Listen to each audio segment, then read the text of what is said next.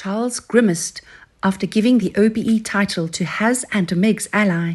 I am just doing my duty, but you do not deserve it. Hello friends, and welcome to the breaking royal news about the notorious hypocritical couple Harry and Meghan Markle on our Kate Middleton and the Queen News version 2 channel. The moment Charles paid tribute to Harry and Meghan's ally attracted millions of viewers' attention. His expression was rarely uncomfortable as he personally handed out the award to his own enemy. A source close to them said they caught the moment when Charles winced with his eyes as if he wanted to eat David Olusoga, the main character of Harry and Meghan's Netflix series. King Charles reluctantly presented an honour to a historian on Friday at Windsor Castle, who starred in Prince Harry and Meghan Markle's explosive Netflix documentary.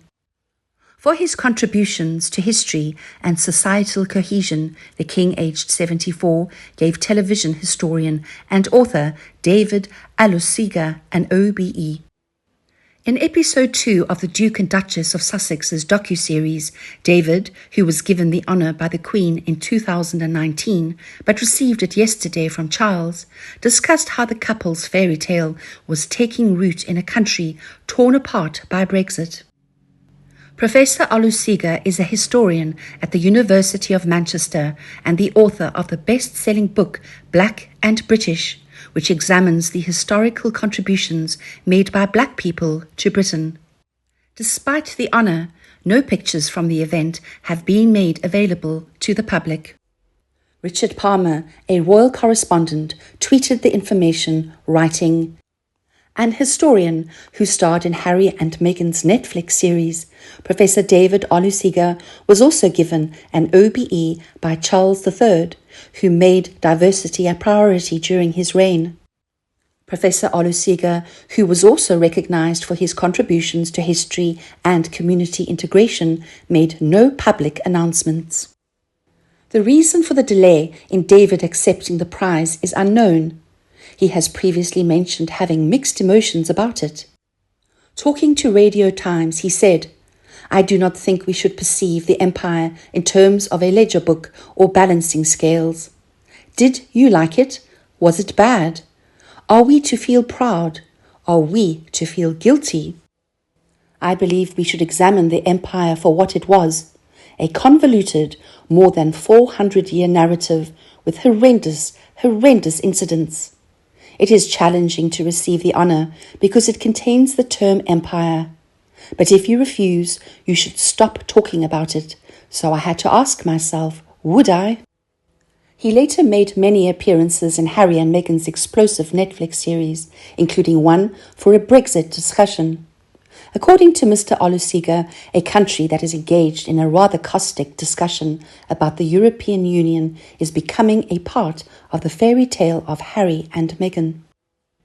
One expert commented and said, "The debate about Brexit was not toxic until it was made toxic.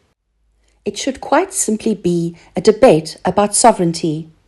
Do we want it to be subject to our own parliament or a European one?" The argument, Mr. Olusoga claimed, revolved around immigration, which is frequently used in this nation as a code word for race.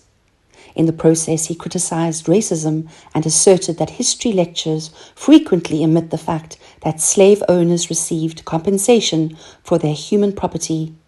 He said that this was an instance of how slavery had been erased from British history. Royal fans fully understand the discomfort of King Charles, but question the act of accepting the award of David Olusoga. One insider said, "David has every right to do as he pleases, but why has he agreed to accept the honour if he disagrees with the monarchy and all it represents?" This pseudo-historian, who is obviously tainted by Marxist ideology and promotes a false narrative that is so lopsided it is actually anti-historical. How about slavery in the Aztec Empire, the Chinese Empire, the Putin Empire, Professor? Apparently this fella is happy to blame the Brits for what he sees as wrong with our country, but he never criticizes the African tribes who kidnapped their fellow countrymen women and children to sell to the slave trading vessels of long ago. In accepting this award, we can rightly accuse him of hypocrisy. As for Charles, he has no choice in who to give the award to. Who will receive honours is decided by the Honours Committee. Whichever royal is available at the time of these investitures merely presents the awards. However, not everyone understands Charles's suffering as the new king. One fan criticised by saying, "Charles is becoming the king of appeasement. Olusoga despises this country, and his book is riddled with inaccurate facts in his attempt to rewrite factual history. It looks like we have a marshmallow for our new king. I never really believed he had much of a backbone. His mother knew this as well." I am starting to feel like Charles is working with Meghan and Harry to finish off the monarchy so that his eldest son will never become king. Does Charles hate William? It seems like he does, the way he is always trying to include his traitor son Harry in every taxpayer-funded ceremony. The palace needs to put a hold on all OBEs until better vetting can be conducted.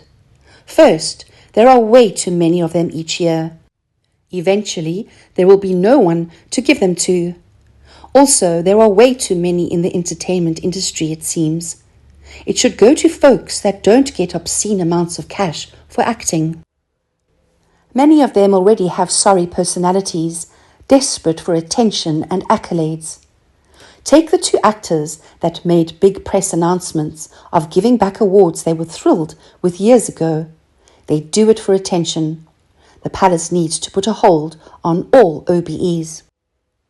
David also made extensive appearances in other episodes with scholar Afua Hirsch, who said that British tradition is laden with racial images when talking about the nation's colonial past. Charles does not have authority over who receives an OBE because many honours are determined by the British government, not the royal family. David received recognition yesterday together with a Holocaust survivor aged 99 who has 2 million TikTok followers. Following her inclusion in the New Year's honours list, the first one that King Charles has presided over since taking the throne, Lily Ebert was honoured for her contributions to Holocaust education on Tuesday at Windsor Castle. Dov Foreman, her 19-year-old great-grandson, was present when the great-grandmother got the honour. In an effort to inform the next generation about the Holocaust, Miss Ebert, who was joined as founder member of the UK Holocaust Survivor Centre, and her grandson, have amassed billions of views on TikTok. In a room that honours the life of the Jewish Queen Esther, Miss Ebert remarked from the castle saying, "Not so long ago, there were those who wanted to kill me because of my religion. Today I was given this honour. I cannot put into words how much this means to me. I made a pledge to myself that if I survived, I would tell everyone what happened to us in Auschwitz, that individuals had been slaughtered only because of their religious convictions, because they were thought to be not deserving of life." She continued to say that she has always made an effort to make the world a better place by inspiring others to value diversity, learn from one another, and treat others with kindness. Never ever should something so horrific happen again. She said, "I will spread tolerance across the world for as long as I am living." What do you think about David Olusoga being honoured by Charles himself? Let us know what your thoughts are in the comments section below. We hope you have found this video helpful. Do not forget to leave a like, share and subscribe to the channel if you are enjoying it. Now thank you for watching this newsletter. Goodbye and see you in the next videos.